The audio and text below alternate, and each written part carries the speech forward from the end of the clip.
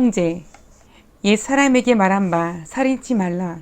누구든지 살인하면 심판을 받게 되리라 하였다는 것을 너희가 들었으나 나는 너희에게 이르노니 형제에게 노하는 자마다 심판을 받게 되고 형제를 대하여 나가라 하는 자는 공회에 잡히게 되고 미련한 놈이라 하는 자는 지옥불에 들어가게 되리라.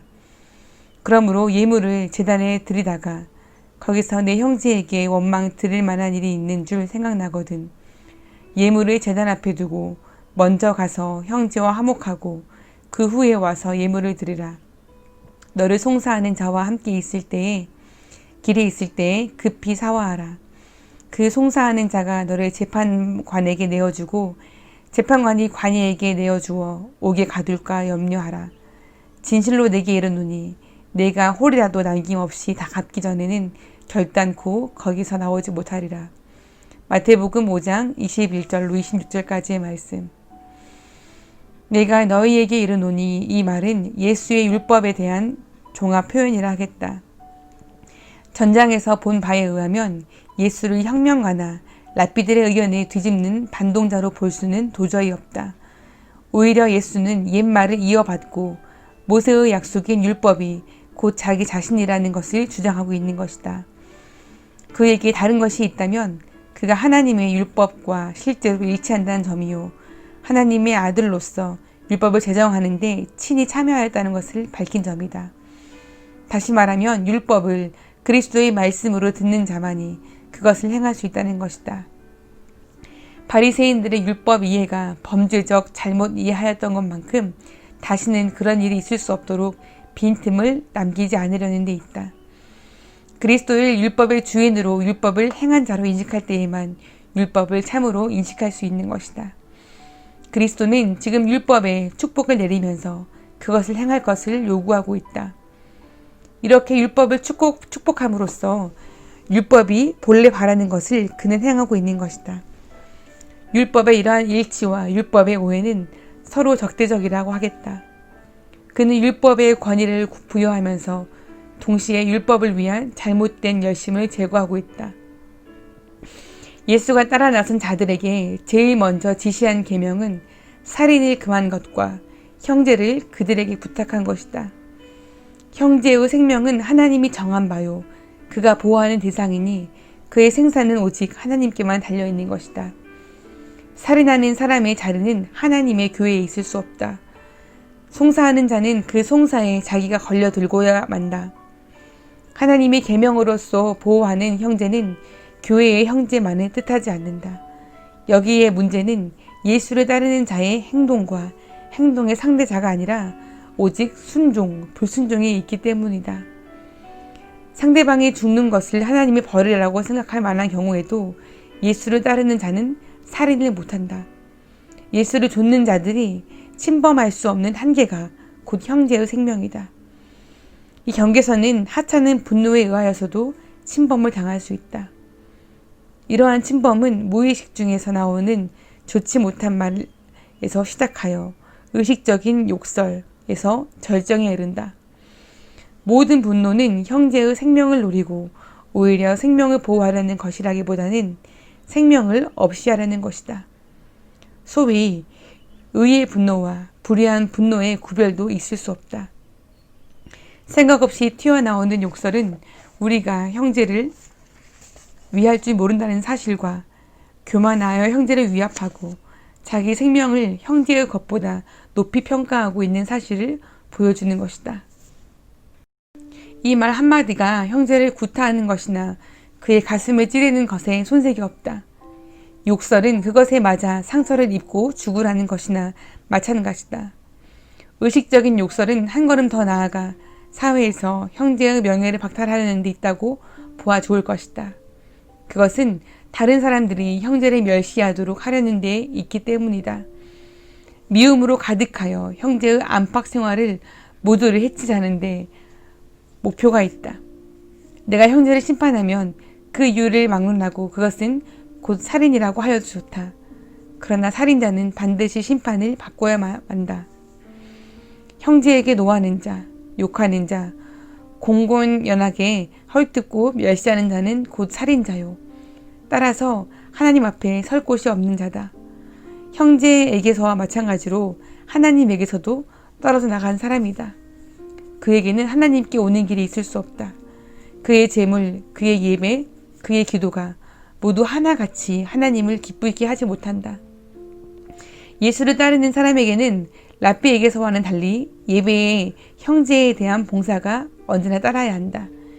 형제에 대한 멸시는 예배를 무효로 만들고 모든 하나님의 약속을 빼앗아가고 만다. 개인이나 교회를 막론하고 형제에 대한 멸시와 불화한 마음으로 하나님 앞에 나아가면 그것은 우상을 섬기는 모임에 불과할 것이다. 형제에 대한 봉사와 사랑이 물시되고 형제가 멸시로 인하여 희생이 되고 형제가 나 개인이나 하나님의 교회에 원한을 품는 한 하나님은 그의 제물을 받아들이지 아니할 것이다. 나 자신의 분노가 아니라 이미 나로 인하여 괴로움과 부끄러움을 그리고 멸시를 받고 있는 형제가 나에게 원한을 품고 있다는 사실이 이미 나와 하나님 사이를 가로막고 있는 것이다. 그러므로 예수의 제자들의 교회가 항상 반성해야 할 것은 어디서 어떤 형제에게 범죄하고 있지 않는가. 세상에 추파를 던진 나머지 형제를 세상과 더불어 미워하고 세상과 함께 멸시하며 세상이 하듯이 욕함으로써 형제의 살인자가 되지 않는가 하는 것이다. 교회가 기도와 예배를 위하여 하나님 앞에 나아갈 때 많은 불평의 소리들이 교회와 하나님 사이를 막고 그의 기도를 방해하지 않는가 깊이 주의해야 할 것이다. 세상이 욕하고 무시하는 형제들에게 생명을 보존하고 지탱하며 보호하는 예수의 사랑의 표시를 증거함으로써 보여준 일이 있는지 예수의 교회는 반성해야 한다. 그렇지 않으면 아주 올바른 교회도 아주 겸손한 기도도 아주 용감한 신앙 고백도 교회를 위하여 무익할 뿐이 아니라 오히려 해로울 것은 여기에 예수를 따르는 일이 등한이 된 이유 때문이다. 하나님은 우리의 형제 버리는 것을 원치 않고 한 형제가 멸시당하는데 한쪽에서 찬양받기를 원치 않은 것이다. 그는 사실 아버지이심으로 그러하다. 우리들 전체의 형제가 된 예수 그리스도의 아버지가 곧 그분이다. 여기에 형제 버리는 것을 원치 않는 하나님의 이유가 있는 것이다. 하나님의 영광을 위하여 멸시와 욕을 당한 그의 아들을 아버지가 버리지 않는다. 또 그의 아들과 같은 형상이 되어 그를 위하여 욕을 당하는 형제들도 버리기를 원치 않는다. 하나님의 아들이 인간이 되었다는 사실이 예배를 형제 봉사에서 떼어놓지 못하게 한다. 하나님을 사랑한다고 하면서 형제를 미워하는 자는 거짓말하는 자다. 예수를 따르면서 하나님께 진실된 예배를 드리려는 자에게 남은 단 하나의 길은 형제와 더불어 화목하는 길이다. 불화한 마음을 가지고 말씀을 듣고 성만찬에 참여하는 자는 그것으로 오히려 심판을 받을 것이다. 하나님 앞에서 그는 이미 살인한 사람이기 때문이다. 그러므로 먼저 형제와 화목하고 그 후에 와서 예물을 드리라 하셨다. 이것이 예수가 그를 따르는 자들에게 바라는 어려운 길이다. 이 길은 많은 굴욕과 멸시에 젖은 길이다. 그러나 이 길이 십자가에 못 박힌 그에게 이르는 길이며 은혜에 충만한 길이다. 이 예수에게서 작은 형제와 하나님에 대한 봉사가 일치한다.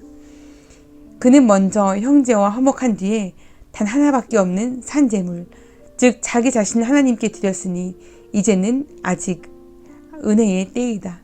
우리에게 아직 형제가 있다. 우리는 아직 형제와 더불어 길을 가고 있는 때다.